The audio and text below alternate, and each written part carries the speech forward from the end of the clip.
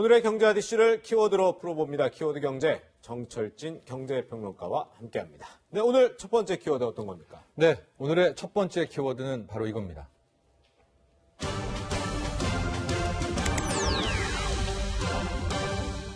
벼랑 끝 금리. 사실 지금 금리도 사상 최저 수준인데 네. 오늘 이 벼랑 끝에 있는 금리를 아예 낭떠러져 떨어뜨리나 했더니 일단 붙잡았더라고요. 네, 일단은 붙잡았습니다. 예. 현재 우리나라의 기준금리가 연 1.25%입니다. 네네. 이게 대한민국 역사상 사상 최저 금리인데요. 네. 여러분도 아시다시피 요즘 굉장히 코로나19 관련해서 힘들잖아요. 그렇죠. 그래서 경기 부양 차원에서 예. 추가 금리 인하를 좀 기대를 했었는데 예. 결과적으로 오늘 오전에 열렸던 한국은행 금융통화위원회 동결적으로 결정을 내렸습니다. 네네.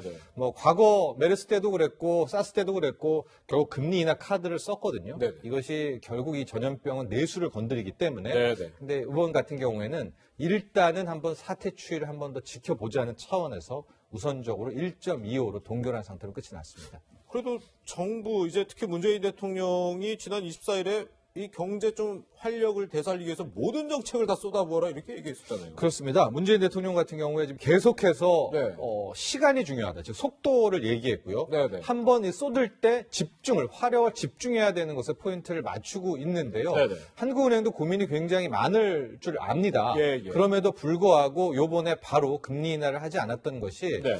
일단 크게는 모든 카드를 우리가 다 써버리면 나중에 주머니가 비어 있으면 그때도 큰 고민이잖아요. 네네. 근데 통화정책 외에 지금 추경이라는 재정정책 카드가 있습니다. 네네. 그래서 이것을 먼저 쓰고 그 다음에 마지막 카드로 갖고 있는 그런 포석도 있겠고요. 네네. 또 하나가 현재가 연 1.25입니다. 그렇죠. 그러니까 이미 굉장히 저금리요. 네네. 여기에서 0.25를 낮춰서 연 1%로 간다 한들 이게 상징적인 의미는 있지만 분명히 과연 이 경기 부양 차원에서 이 실효성, 효과성에서 어느 정도가 있을까? 그래서 우선적으로는 추경을 먼저 지켜보자는 것이 아마 한국은행의 속내가 아니었을까 이렇게 분석을 해봅니다. 네.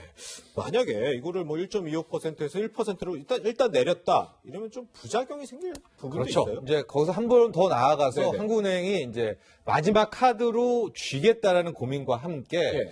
자칫 기준금리 인하를 했을 때 네. 이게 우리가 원하는 경기 부양이 아니라 네네.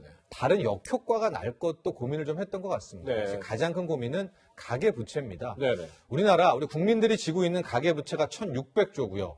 자영업자가 400조를 지고 있거든요. 네. 그러니까 이래저래 우리나라 국민 지금 2,000조의 빚이 있는데 만에 하나 금리 인하를 한다면은 빚은 또 늘 수밖에 없습니다. 네. 이자가 싸고 힘들면 또 빌리겠죠. 그리고 두 번째는 뭐냐?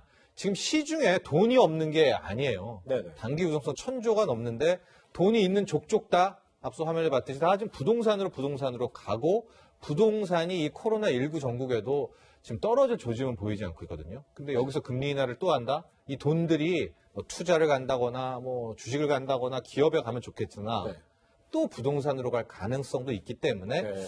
여기서 일단 한 걸음은 한국은행은 늦추지 않았나 보여집니다. 네. 그래도 지금 코로나19 사태가 지금 당장 좀 멈출 것 같지 않고 장기화할 분위기가 있기 때문에 한 4월 금통위 때는 금리 내릴 수도 있지 않겠냐 이런 전망이 있던데 그러면 어떻게 소비나 투자 살아날 수 있는 거예요? 그렇죠. 아마 그 포석이 있는 겁니다. 예. 우리는 2월에 있고 3월에는 금통위가 없고요. 네네. 4월, 5월에 있는데요. 예. 미국은 3월에 이제 미국 연방준비이사회 금리 결정이 있거든요. 네네. 그래서 아마 미국의 반응을 보고 우리가 이제 4월에 보게 될 그럴 가능성인데 계속해서 말씀드리지만은 금리 인하를 한다고 해서 막 경기가 갑작스럽게 부양되고 이런 것이 그러니까 지금 원래 패턴대로 하면 인하를 하면 시중의 유동성이 늘어나고 예. 투자 소비가 확대되고 네. 그러면서 이제 성장이 나오고 있는데 우리가 원하는 패턴이 나오면 좋지만 네. 워낙 사상 최저 금리 수준이어서 낮추는 족족 이게 추가 경기 부양의 효과가 떨어지는 측면도 함께 존재합니다. 네, 그래서 그렇군요. 한국은행 결국 성장률까지 다 하향 조정했거든요. 네네. 2.1로. 네. 그렇지만은 일단 금리 인하 카드만큼은 이번에는 사용하지 않았다는 점 다시 한번 말씀드리겠습니다. 네, 일단 4월 금통위도 한번 저희가 지켜봐야 될 것 같습니다. 이어서 두 번째 키워드 어떤 겁니까? 네, 두 번째 키워드는 바로 이겁니다.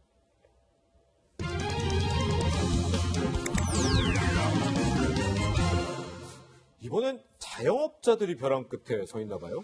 네, 그렇습니다. 제가 이제 오다가 이런 카페 같은 데서 봤는데 이제 하소연들 SNS에 많이 네. 올라오는데요.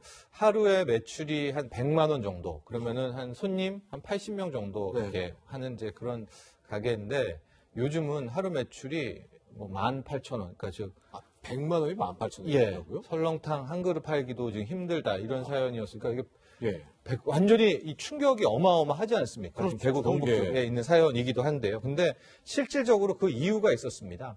우리가 소비자 심리 지수라는 거를 매달 이제 이게 파악을 하거든요. 네네. 이게 뭐냐면 소비자들에게 물어봐서 향후 경기를 어떻게 보냐, 네. 혹은 지갑을 열 것이냐, 그러니까 돈을 쓸 것이냐 말 것이냐를 물어보고요. 그게 이제 100으로 해서 100보다 높이 얘기하면은 이제 그 긍정으로 보는 거고요. 네네. 100보다 낮게 보면은 이제 이게 비관적으로 보는 건데 네. 그 소비자 심리 지수 외에 자영업자 체감 경기라는 거 자영업자들에게 또 물어보는 게 있습니다. 네. 그런데 자영업자 같은 경우에 올 1월까지만 봐도 95 정도, 그러니까 그 이상을 굉장히 예견을 했잖아요. 네네. 근데 확 꺾이는 걸 지금 볼 수가 있지 그러네요. 않습니까? 예. 근데 저것도 아마 조사 기일이 첫째 주, 둘째 주, 셋째 주 전일 거예요. 네. 그러니까 31번째 확진자가 나오면서 지역사회 감염 이전에 나왔던 통계이기 때문에 조사했던 것이긴데 이전에도 저 정도였는데 코로나19 전국에 네. 아마 국내 확진이 이렇게 커지게 된다면 3월에 나올 이제 소비자 심리지수, 자영업자 체감지수는 뭐 메르스 혹은